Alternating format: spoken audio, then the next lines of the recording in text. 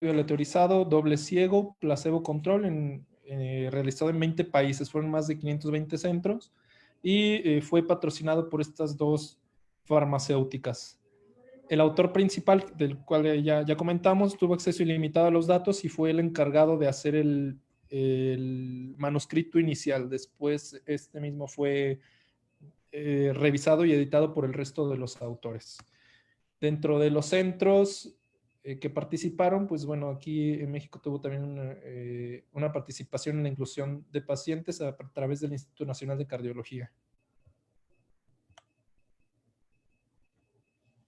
¿Y cuáles fueron los principales criterios de inclusión? Estos pacientes mayores de 18 años que estuvieron con insuficiencia cardíaca crónica en clases funcionales de 2 a 4, estables por al menos 3 meses en esta clase funcional, una FEBI igual o menor de 40%, y que tuvieran un tratamiento médico óptimo para la insuficiencia cardíaca basado en las guías de práctica clínica actuales, con dosis estables al menos una semana previa a la aleatorización y que mantuvieran estas dosis hasta el momento de la aleatorización.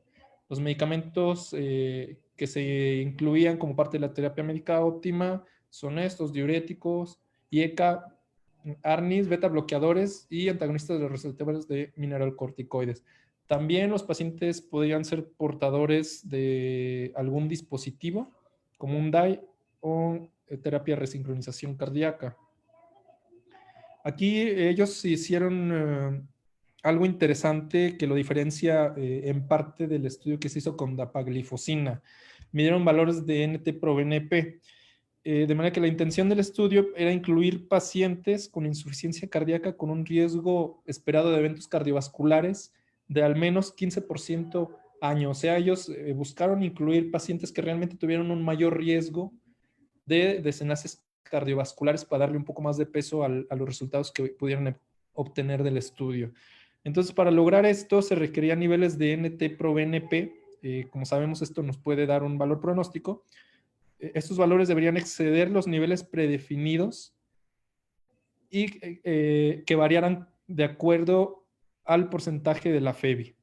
Es decir, entre más se acercara al valor de corte de 40%, que es lo que ellos pusieron, mayor era el valor requerido del BNP, como lo vemos aquí en esta tabla, de manera que también sabemos que algunas arritmias con la fibrilación auricular que impactan en la función ventricular y que también pueden tener un impacto en los valores de NP, pues por eso se separaron y se establecieron valores de corte diferentes. Entonces todo esto, como vemos, es para darle un mayor peso porque eran pacientes de mayor riesgo. Entonces la intención de estos criterios era minimizar el reclutamiento de pacientes con insuficiencia cardíaca y FEBI reducida que tuviera un riesgo bajo de muerte u hospitalización.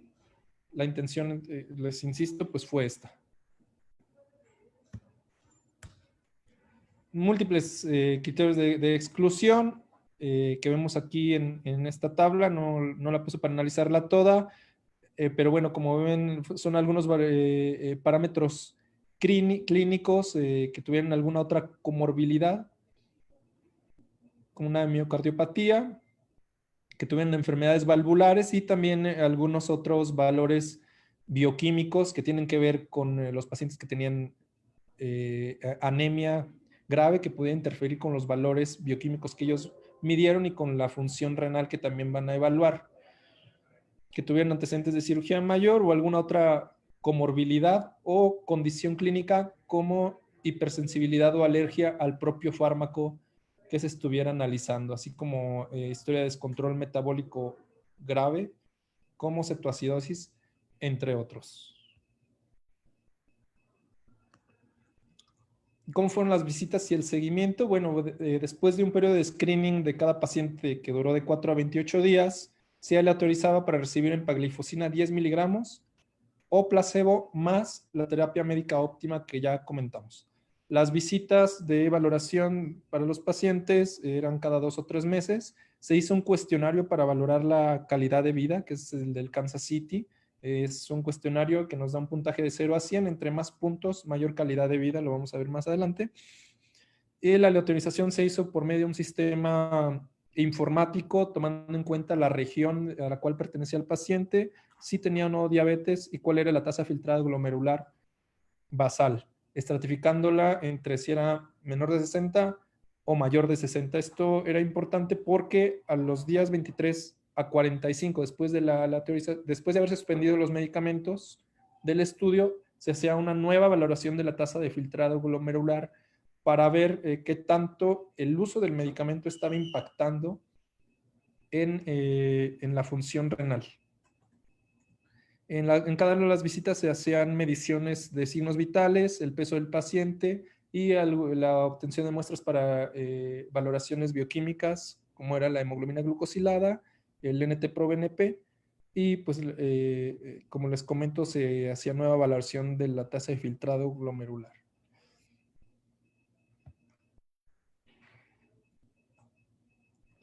Y bueno, esta es parte del resumen y los outcomes primarios del estudio.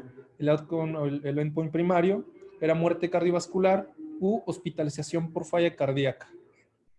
Los outcomes secundarios eran hospitalización por insuficiencia cardíaca, la tasa de disminución de la tasa de filtrado glomerular durante el tratamiento. La media de seguimiento fue alrededor de 20 meses o así se había planeado, aunque al final, ya en el análisis que vamos a ver, la tasa más bien la media de seguimiento fue de 16 meses. Esos son los periodos de screening y de post-tratamiento.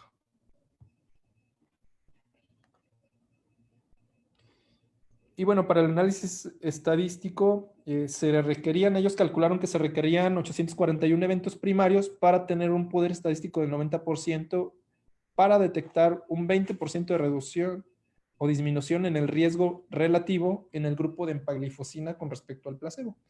Asumieron una incidencia anual de outcomes primarios del 15%, es lo que comentaba al principio, por eso pacientes de mayor riesgo fueron los que reclutaron en el grupo placebo. Entonces, en base a esto, se planeó reclutar inicialmente 2.850 pacientes en 18 meses que iba a durar el estudio, pero lo dejaron abierto a reclutar hasta 4.000 pacientes. Sí veían que se tardaban mucho tiempo en lograr el número de pacientes que tuvieron el desenlace primario, de manera que al final se reclutaron 3.600 pacientes en este mismo periodo de tiempo. Las diferencias entre los grupos en el outcome primario se evaluaron por medio del modelo proporcional de Cox. Y bueno, vamos a empezar con los resultados, qué fue lo que ellos encontraron y cómo fueron haciendo el flujograma de los pacientes que iban ingresando. Hicieron más de 7.000 screening de abril del 2017 a noviembre de 2019. Se aleatorizaron inicialmente 3.730 pacientes. Aquí viene la proporción de empaglifosina placebo, muy similar. Y el periodo de recolección de datos terminó en abril de este año. Salieron algunos pacientes, 4 del grupo placebo no lo recibieron, 303 pacientes suspendieron prematuramente empaglifosina, que representa el 16.3% de este grupo, y el 18% en el grupo de placebo. Algunos pacientes se perdieron en diferentes momentos del seguimiento y vemos aquí como ya en los reportes de los estudios se ve reflejado pues, el impacto de la pandemia actual. Un porcentaje pequeño, pero pues, a fin de cuentas estos se perdieron por cambios operacionales que se asociaron al COVID en cuanto al manejo de los datos y las visitas de seguimiento. Entonces, aquí empezaron a perder estos pacientes. La media de seguimiento, como les comentaba, fue del 16 meses. Y esta siguiente tabla son las características basales de los pacientes. Entonces, vemos cómo la edad en cada uno de los grupos es muy similar. También el porcentaje de hombres y mujeres. Vemos también aquí fueron mayor porcentaje de hombres, mayor porcentaje en raza blanca. Y como fue un estudio multinacional, vemos que la proporción de población latinoamericana fue muy importante, lo mismo que la europea. En menor medida, población norteamericana o de Estados Unidos, y de otros grupos étnicos el porcentaje fue mucho menor. La mayoría de estos pacientes están en clase funcional 2. estaban en sobrepeso y la fracción de eyección del ventrículo izquierdo, el valor medio fue menor del 30%. Si recordamos en el estudio de APA, el corte fue de 40%, la media de la fracción de eyección fue mayor con dapaglifosina. Aquí la media fue menor, aunque el corte que ellos habían establecido era de 40%. Y vean cómo aquellos pacientes que tienen una FEBI menor del 30%, pues era más del 70% para cada uno de los grupos. Y los valores bioquímicos que ellos establecieron, como lo vimos en la tabla, en una de las tablas iniciales, pues este valor requerido para cada uno de los pacientes dependía de la fracción de eyección. Los porcentajes en los valores pues fueron similares para cada uno de los grupos, lo mismo que la causa de la insuficiencia cardíaca, más de la mitad de los pacientes el sustrato era isquémico.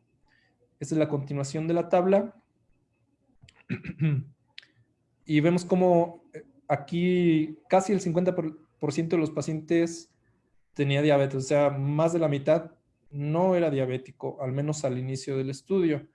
Vemos la tasa de filtrado glomerular, la media era de 61 y casi la mitad de los pacientes tienen una tasa de filtrado glomerular menor de 60. Esto se va a evaluar más adelante. El tipo de medicamentos que utilizaban, aquí vemos como aproximadamente el 20% para cada uno de los grupos estaban utilizando inhibidores de nefrilicina. Y este es el porcentaje de los pacientes que eran portadores de algún dispositivo como DAI o terapia de resincronización cardíaca, que también son porcentajes muy similares. Entonces, estas dos tablas son las características basales. Vemos que son grupos muy homogéneos en cuanto a las características clínicas, epidemiológicas, valores de laboratorio y cortes en cuanto a la función ventricular. Y vamos a ver entonces qué es lo que encontraron. Los outcomes primarios y secundarios. Como les había comentado, el outcome primario, que es el que les pongo aquí en el recuadro rojo en la parte superior, vemos que hay una reducción en general del 25% en el riesgo de outcomes primarios, que es el compuesto de hospitalización por falla cardíaca y muerte cardiovascular. Y si analizamos aquí un poquito más, vemos que esta reducción del riesgo del 25% está dada principalmente por la disminución en las hospitalizaciones por falla cardíaca, que es donde es significativo el hazard radio. No cruza la unidad. Vemos que aquí en muerte cardiovascular, si bien es 0.92, podríamos decir que hay una disminución del 8% de mortalidad, pero aquí vemos que está cruzando la unidad, entonces no pudiera ser o no lo podríamos considerar como significativo, aunque sí es una tendencia a reducir la mortalidad de manera en general. Estos dos combinados pues dan reducción de riesgo del 25%. Hay una menor disminución anual en la tasa de filtrado glomerular en el grupo de empaglifosina, que también es estadísticamente significativo, y lo vemos aquí. O sea, hay hasta un 73% más de disminución en la tasa de filtrado glomerular en el grupo de placebo. Y también con la disminución que ya habíamos comentado del total de hospitalizaciones por insuficiencia cardíaca, que favorece al grupo de empaglifosina, siendo estadísticamente significativo. Hay otros outcomes preespecificados que también se analizaron, como los outcomes renales, que favorecen nuevamente al grupo de empaglifosina. Esto tiene que ver con la disminución o el declive de la tasa de filtración glomerular. No hay un cambio significativo en cuanto a la calidad de vida en el cuestionario de Kansas realizado a las 52 semanas de seguimiento, pero sí hay una disminución en el número de hospitalizaciones por cualquier causa, no así en muerte por cualquier causa. Aquí no se logró demostrar que hubiera una diferencia estadísticamente significativa y tampoco que hubiera un aumento significativo en nuevo diagnóstico de diabetes mellitus en aquellos que no lo tenían o de prediabetes. En cuanto a los valores de laboratorio, vemos aquí también los valores medios del NT-proBNP. Hubo una disminución estadísticamente significativa del NT-proBNP en el grupo de empaglifosina, sin diferencias significativas en cuanto a la presión arterial, el hematocrito o en la hemoglobina glucosilada en aquellos pacientes que se presentaron con diagnóstico inicial de diabetes. Estos outcomes primarios los vemos acá en las siguientes tablas de Kaplan-Meier, en donde pues desde el principio, los primeros meses de seguimiento, se ve cómo se separan las curvas de empagliflozina placebo en el outcome primario, que al final del seguimiento, como ya les había comentado y lo vimos en la tabla previa, la disminución del riesgo relativo con el uso de empagliflozina para el outcome primario es del 25%. Esto pues también lo vemos en la siguiente tabla de la derecha, en la B. En cuanto a las hospitalizaciones por insuficiencia cardíaca, aquí hay una reducción del riesgo del 30% con el uso de empagliflozina. ¿Y qué hay en cuanto al outcome secundario para la valoración de la función renal? La tasa de disminución de la tasa de filtrado glomerular estimada durante la duración del tratamiento, del periodo del tratamiento, fue menor en el grupo de empagliflozina con respecto de placebo. O sea, esto lo que representa que esta línea continua negra es el grupo de placebo. Vean cómo hay una disminución progresiva en la tasa de filtrado glomerular, y en el grupo de empagliflozina vemos que si bien sí llega a haber una disminución leve, la curva es un poco más plana, es más estable, y al final del periodo de valoración, después de haber suspendido el tratamiento, vemos que las dos curvas están separadas, y esto es estadísticamente significativo. Entonces, el outcome en cuanto a la tasa de filtrado glomerular favorece nuevamente el uso de empagliflozina. ¿Y qué hay en cuanto al análisis de subgrupos? El efecto de empagliflozina en cuanto al outcome primario, que es lo que vemos aquí en este análisis de subgrupos, fue consistente cuando se analizó para cada uno de estos parámetros. Entonces, el beneficio del uso de empagliflozina persiste en aquellos pacientes con diabetes y sin diabetes. Vemos aquí en el panel superior, en el recuadro superior. Y si recuerdan, el 20% de los pacientes estaba utilizando algún tipo de ARNI, y también fue independiente de si lo estaban utilizando o no.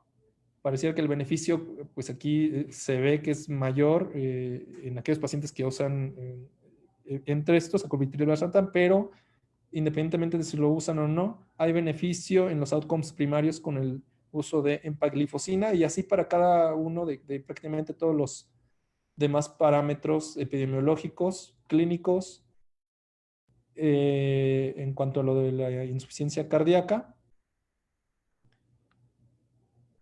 con el uso de empagliflozina.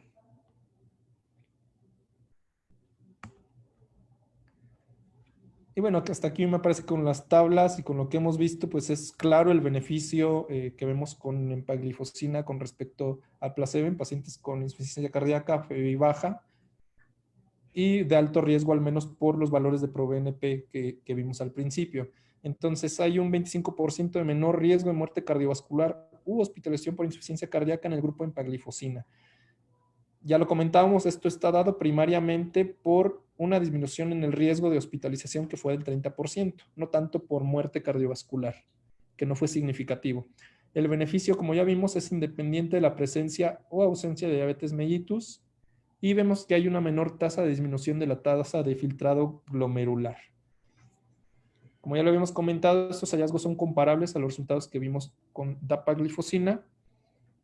Hay un 8% menos mortalidad en el grupo de empagliflozina, que, insisto, no llegó a ser estadísticamente significativo, pero sí es la tendencia, menor mortalidad versus placebo. Aquí, recordado comentar, haciendo nuevamente la comparación con el estudio DAPA, en este estudio se vio una disminución del riesgo de mortalidad en un 18%. Aquí es del 8% y no llega a ser tan significativo. Algunos de los efectos adversos con el uso de empagliflozina fue la aparición de infección del tracto urinario no complicada, que fue más frecuente en el uso de empaglifosina, y otros de los efectos adversos que no tuvieron una significancia estadística fue la aparición de hipoglucemia, amputación de miembros inferiores o fracturas óseas. Fueron prácticamente similares para cada uno de los dos grupos. Entonces, eso no se consideró como importante o un efecto adverso a considerar para el uso de empaglifosina. Y bueno, como conclusión, tenemos lo que ya comentamos en varias ocasiones: la empaglifosina confiere menor riesgo combinado de muerte cardiovascular y hospitalización por insuficiencia cardíaca comparada con placebo. Hay una menor progresión en la disminución de la tasa de filtrado glomerular en pacientes con FEBI reducida. Y como ya vimos, pues esto es independiente de la presencia o ausencia de diabetes mellitus. Entonces pongo algo que comenta el doctor Packer, que es el autor principal de este estudio. Y esto lo digo porque hay sociedades internacionales, sobre todo la que ya en sus guías de práctica clínica ha incluido al menos a dapaglifosina basado en estos estudios, es la Sociedad Canadiense de Insuficiencia Cardíaca. Ya recomienda la dapaglifosina como uno de la terapia base para el tratamiento de los pacientes que tienen una FEBI reducida. Entonces aquí parece que la tendencia es hacia allá, ¿no? Que las guías internacionales próximamente, o en la actualización de las guías, pues van a tener probablemente incluidas en sus recomendaciones el uso de los inhibidores de este GLT2. Y estos son los estudios más representativos, pero vienen más. Este es un estudio que recién salió, es el estudio Vertis. Es otro fármaco que es la ertuglifosina en pacientes con diabetes mellitus tipo 2. Si bien este estudio era para ver no inferioridad con respecto a placebo en los outcomes cardiovasculares, no se logró demostrar, no hubo diferencia estadísticamente efectiva, pero bueno, a lo que voy es que este grupo de medicamentos es, digamos, lo nuevo, lo que hemos estado viendo en los últimos meses, que seguramente va a formar parte de la terapia médica óptima junto con sacubitril, valsartán y el resto de la terapéutica para los pacientes con estas características en insuficiencia cardíaca, independientemente de la diabetes, con mejoría en la función renal, independientemente del sustrato por el cual desarrolló la insuficiencia cardíaca. Y bueno, pues hasta aquí sería la presentación. Si hay dudas, preguntas o comentarios.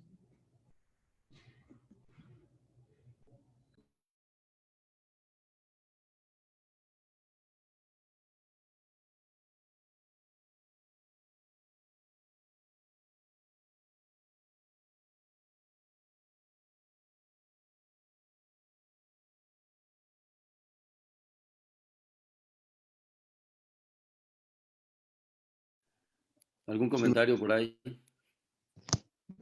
Sí, doctor. Respecto a este estudio, llama la atención que si bien tiene un impacto positivo o es positivo, el estudio no tiene efectos en cuanto a la mortalidad. Y eso es algo que durante el Congreso Europeo muchos autores y muchos médicos ponían en contraparte del uso de empaglifosina contra dapaglifosina, el impacto en la mortalidad que sí tuvo dapaglifosina versus empaglifosina. Sin embargo, pues en cuanto a las complicaciones prácticamente son las mismas, y hacían como ellos un pequeño subanálisis de por qué no había salido con la positividad en cuanto a la reducción de la mortalidad, y esto era tal vez en cuanto al número de pacientes reclutados, como bien comentaron ahí durante la plática. Otra cosa, ya se veía venir estos cambios en la prescripción de estos fármacos. El doctor Nicolás Manito desde el 2018 empieza a meter estos fármacos como su terapia ideal. De hecho, él es el que modifica la pirámide de tratamiento. En lugar de tener una cuádruple terapia, incluyendo YECA, SARA2, betabloqueadores y espironolactona, él pone espironolactona, betabloqueadores, los ARNI, y si no se puede utilizar los ARNI, deja ahí en ese escalón mismo los YECAS o ARA2, y agrega como quinto fármaco en cuanto al pronóstico los inhibidores de SGLT2. Entonces, un buen fármaco que hay que tener en mente para pacientes con insuficiencia cardíaca, tanto diabéticos como no diabéticos. Sí, de acuerdo. Yo quería hacer ese comentario justamente que en este estudio el 46% más o menos de los pacientes eran diabéticos y sí, no es un fármaco que quede específicamente dirigido al paciente diabético, es decir, también el no diabético se ha demostrado el beneficio. Y aprovecho que tengo el micrófono para decir también que algo que es interesante del estudio es la asociación con neprilicina, valsartán neprilicina, que los ARNI, que se incluyeron hasta un 70% de los pacientes, lo cual ya empieza a abrir un horizonte diferente porque hasta hace poco discutíamos si la alternativa era o inhibidores de GLT2, SGLT2 o bien un ARNI y parecería ser que ahora la tendencia va a ser hacia el uso combinado de ambas alternativas de tratamiento. ¿Alguien más?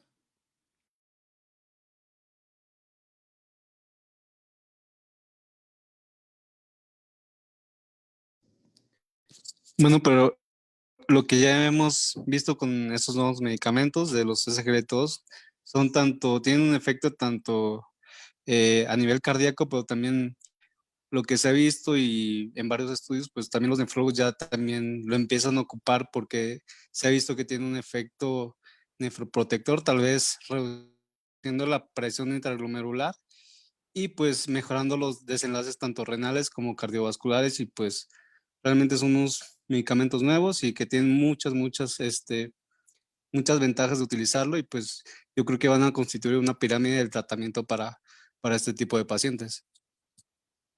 Si me dejas compartir la pantalla, Ricardo, por favor, un momentito. Adelante, alguien con un comentario.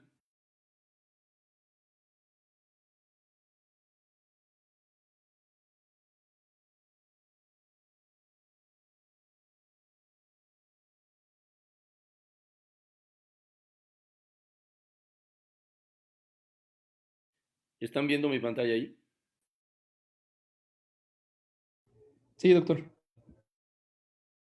Bueno, sí, recién me metí a escuchar esta plática del doctor John Murray, que es una de las gentes que ha estado muy involucrado en estos temas de insuficiencia cardíaca. Y les voy a mostrar dos diapositivas que él presentó. Esta donde dice que el tratamiento de la insuficiencia cardíaca en la actualidad tendría que incluir un inhibidor de la ECA o un ARA2, de acuerdo a los estudios que vemos que están aquí arriba. Un beta Ya nos bloqueador, de escuchó, acuerdo a los estudios lo mismo, y desde luego, de acuerdo a Rales y a énfasis, heart failure, un antagonista de los receptores de mineralocorticoides, eplerenona o espironolactona. Entonces dice que las nuevas alternativas, de acuerdo a los estudios que estamos viendo, pudieran ser ibarbadina y vericiguat, que los pongo ahí como alternativas, pero él sugiere mucho más la posibilidad de la utilización de inhibidores de neprilicina y SGLT2. De manera tal que voy a cambiar de diapositiva a ver si no se me desconecta, que el tratamiento quedaría de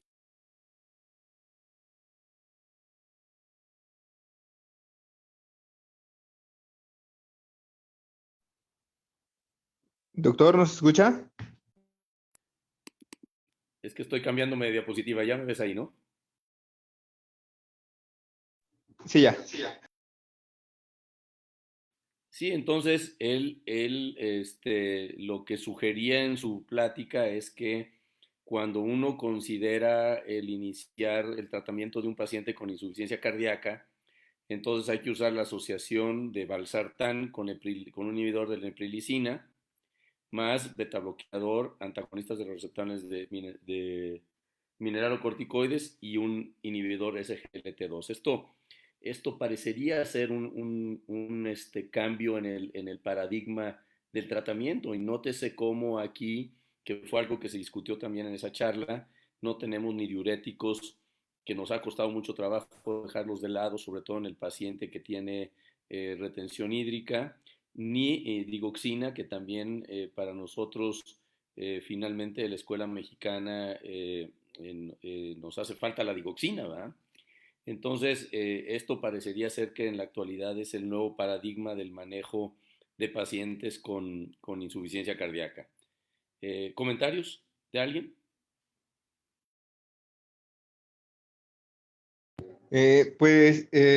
Nada más, por ahí luego estaba leyendo como un blog que hablaban de que pues el pilar de la insuficiencia cardíaca cada vez se hace más amplio, más vasto en cuanto al arsenal terapéutico. El problema es que cuántos pacientes pueden costear realmente esta terapéutica que hemos visto que reduce la mortalidad.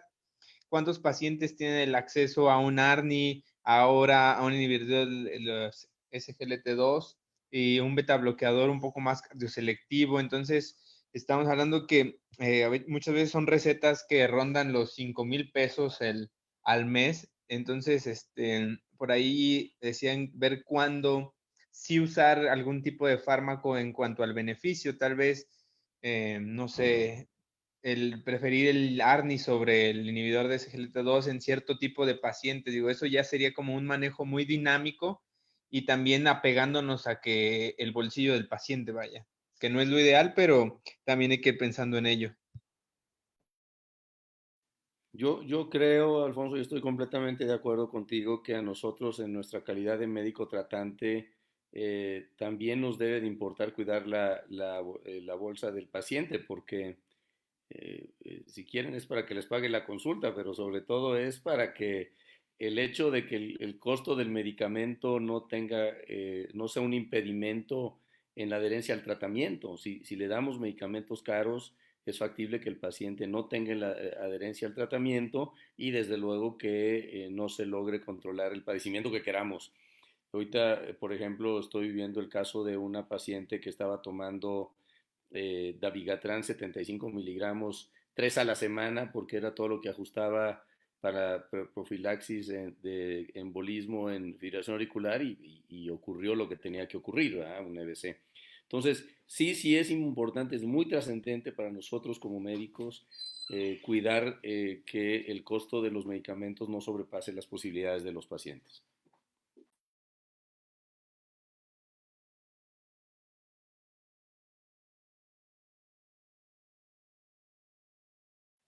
¿Alguien más?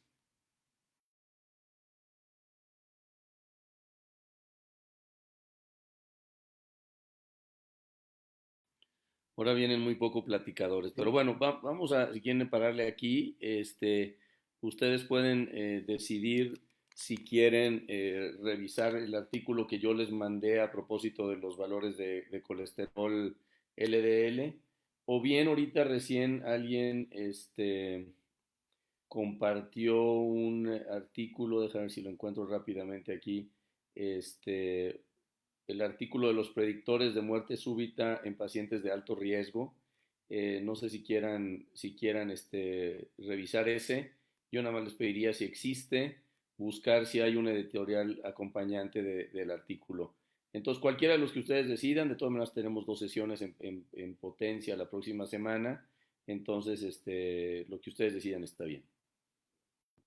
Ok, doctor. Entonces ahorita decidimos cuál artículo para comentarlo la próxima semana. ¿De acuerdo? ¿Algo más? ¿Alguien más? No, doctor, por mi parte no hay más que agregar. Bueno, pues vamos a terminar aquí. Creo que no están habiendo clases a las 7 de la mañana, ¿verdad? Porque se están conectando al curso de pregrado. Sí, doctor, las clases de 7 de la mañana se inician la próxima semana con lo de taquiarritmias.